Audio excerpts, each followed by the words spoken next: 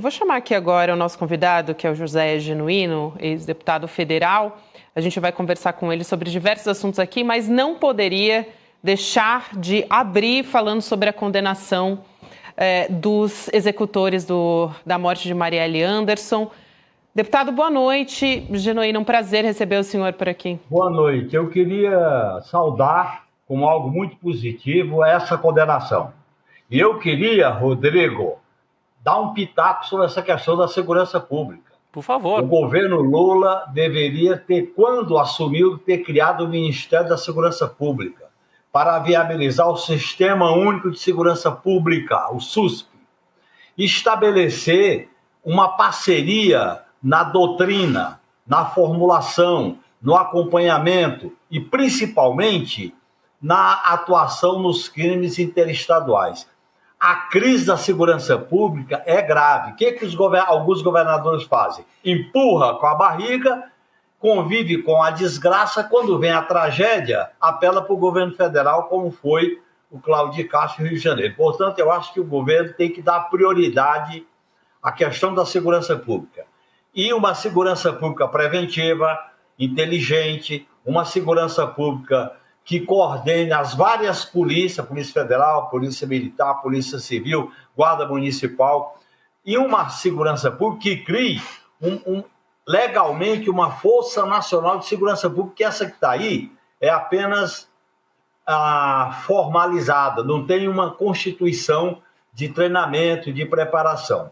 Portanto, eu acho que essa iniciativa do governo de preparar essa PEC é positiva, mas tem que avançar mais ainda para enfrentar o tema da segurança pública. E esse tema, o Lula sempre tratou dele, inclusive em 2002, quando foi candidato e ganhou. Se a esquerda não der importância ao tema da segurança pública, vem a segurança pública punitivista e a direita ganha terreno, como no Equador, como em El Salvador, como na Argentina. Então, nós temos que ter uma concepção de uma segurança pública. Não pode ser punitivista, nem também pode ser remetida para alguma coisa quando o sistema acabar. Tem que enfrentar com política pública, com financiamento, com treinamento, com inteligência, principalmente separando o que é a prevenção, do que é a ação, do que é a parceria e do que é a inteligência de maneira preventiva. É um problema sério e tem que ser enfrentado. Genuíno, um prazer tê-lo aqui com a gente ao vivo no ICL Notícias. E você entrou aqui minutos depois de sair a sentença dos executores da Marielle Franco. Então, por isso que eu insisto, é um crime que marcou, esses últimos anos. Foi uma espécie de um símbolo, além de toda a dor das famílias e tudo, um símbolo desse avanço da violência da extrema-direita. E agora os dois executores condenados com penas altas pelo Tribunal do Júri. Eu queria ouvir rapidamente você sobre a importância também simbólica dessa condenação. Rapidamente, Rodrigo. Lembre-se da intervenção federal no Rio de Janeiro das Forças Armadas com o general Braga Neto. Sim, exato. Lembre-se que não explicou após a intervenção o que tinha acontecido. Veja a autonomia das milícias, do crime organizado. Esse é o grande risco que alguns estados estão correndo, como o caso de São Paulo. Portanto, segurança pública tem que ser tratada não com a GLO das Forças Armadas, tem que ser tratada como uma polícia desmilitarizada, inteligente. Quando eu falo desmilitarizada, não é acabar com a pena, pelo contrário, é ter formação, é valorização, é um trabalho de ação presencial, de maneira inteligente e em parceria com os governadores. É um absurdo os governadores não querem essa parceria. Sim. É uma visão ultrapassada, arcaica. Tem que ter parceria num país continental como o nosso, que o crime hoje ele não só é interestadual, como ele é internacional. Eu queria só, Chico, o Chico Sá está aqui com a gente rapidamente. A gente vai depois voltar ao caso da Marielle Franco com a Juliana Dalpiva, que entra direto do Rio de Janeiro com a gente. Mas importantíssima a presença do Genuíno nesse momento de pós-eleição, Chico. Para a gente fazer um balanço. Tem muita gente dizendo no PT, Genuíno, eu queria te ouvir sobre isso. Ah, o PT tem que ir mais para o centro. Outros, não, o PT tem que ir mais para a esquerda, retomar as bandeiras históricas. Eu queria ouvir a sua avaliação sobre isso, você que tem tanta experiência nesse tema, o que o PT deve fazer? E se você considera, foi uma derrota o que aconteceu nas eleições municipais? Foi uma meia derrota? Teve recuperação? O seu balanço e daqui para frente o que o PT deveria fazer? O meu balanço, Rodrigo, eu sou contra essa ideia de catástrofe, essa ideia de derrota catastrófica e o que a esquerda está sitiada, não. Para a gente fazer uma avaliação, nós temos que situar o período histórico. O período histórico começa em 2016 com o golpe contra Dilma, começa com a prisão do Lula, continua com a eleição e o governo do Bolsonaro. E o PT foi alvo de uma criminalização violenta. Portanto, para me avaliar em 2024, eu tenho que situar o período histórico. E esse período histórico, nós tivemos a eleição de 2024, que foi uma vitória contra a extrema-direita, mas nos marcos de uma aliança muito ampla.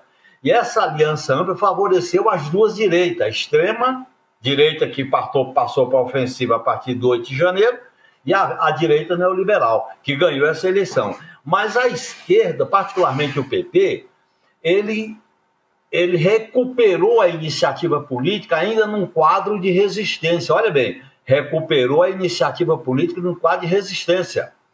Ele soube fazer enfrentamento em algumas cidades importantes, em algumas capitais, errou em Salvador, Belo Horizonte, Curitiba, acertou em São Paulo, acertou em Fortaleza, acertou em Natal, acertou em candidatura à esquerda em Porto Alegre, portanto, em várias cidades que nós queremos. Então, eu não estou com essa visão de terra arrasada.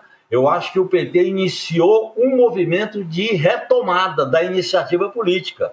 E essa análise tem que ser situada no período histórico, Rodrigo. Quando você analisa um fato, você tem que colocar a árvore e a floresta, e não analisar só a eleição de 2024, até porque essa eleição, ela se dá após a vitória do Lula de 2022, num quadro de uma aliança amplíssima. Então é necessário que o PT continue numa atuação com as bases, faça uma revisão da sua linha política, dos seus métodos de atuação, e se o PT tivesse levado à frente as resoluções do 6º Congresso de 2017, certamente a situação podia ser bem melhor. A maioria do PT adotou uma linha de moderação, de aliancismo, e essa linha, do meu modo de entender, não foi capaz de garantir a mobilização, a vitória do PT em vários municípios nessa eleição. Portanto, nem tanto ao céu, nem tanto à terra. Perfeito. Nem a catástrofe, nem também o oba-oba. Botar os pés no chão, porque o PT levantou uma militância ativa, elegeu vereadores de uma nova geração, ganhamos Fortaleza, Natal teve uma liderança jovem, que é promissora. Portanto, eu tenho que analisar as indicações positivas num quadro de derrota. Essa derrota vem de onde? Não de 2024. Essa derrota, Rodrigo, vem de 2016. Perfeito. O PT está nesse período histórico que a gente tem que analisar. O Genuíno, o Chico... fala, Chico. Genuíno, boa tarde, bom ter um representante de Quixeramobim aqui com a gente hoje. Muito obrigado pela participação. Eu vou voltar ao tema que a gente abriu o programa de hoje. O Lula é ou não é candidato em 2026? Que é uma especulação que está muito forte no dia de hoje. Essa especulação não tem sentido. Essa especulação é fora de tempo, é fora de época.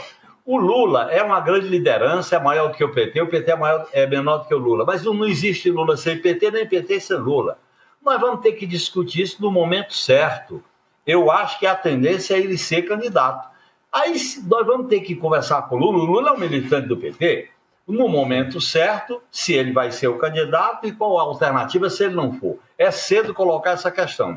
O problema principal agora, companheiro, é o PT abrir um grande debate com a militância para fazer a renovação da sua linha política, dos seus métodos de atuação, da sua estruturação, da sua relação com os movimentos sociais, com a sociedade, ter mais autonomia em relação ao governo. Portanto, Rodrigo, eu acho que o PT tem que fazer um certo giro à esquerda e pressionar o governo, apoiando, mas pressionando, para o governo não ir de vez para uma visão liberal. Tem que, então, o que eu digo que é isso?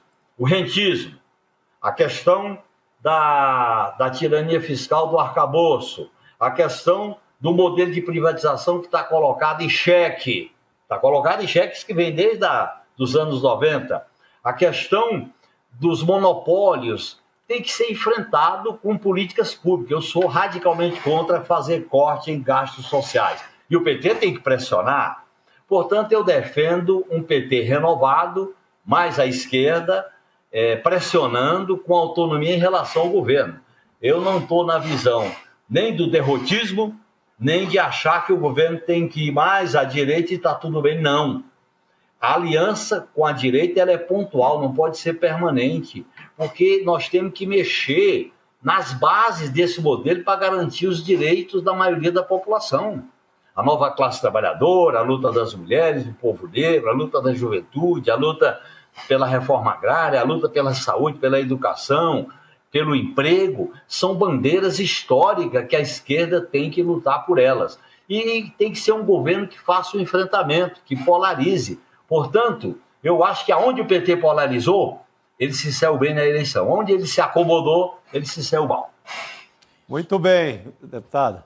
Quero muito agradecer a presença do deputado José Genuíno pela conversa. Deputado, sempre um prazer receber o senhor também. Já convido para voltar numa próxima oportunidade. Quero ouvir mais o Genuíno, que é uma voz importantíssima e experiente aí para. Eu quero voltar e eu quero fazer um depoimento. Rodrigo, eu fiz muita entrevista com ele quando ele estava na grande mídia.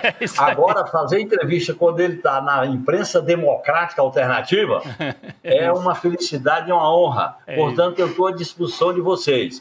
Eu estou fazendo uma luta para mudar o PT, sem mudar de lado. O PT tem raízes, tem história. Vamos mudar sem mudar de lado. Não vamos custear o alambrado, como dizia o Brizola. É isso, valeu. Então, a esquerda nunca foi tão importante. A esquerda tem que ser protagonista.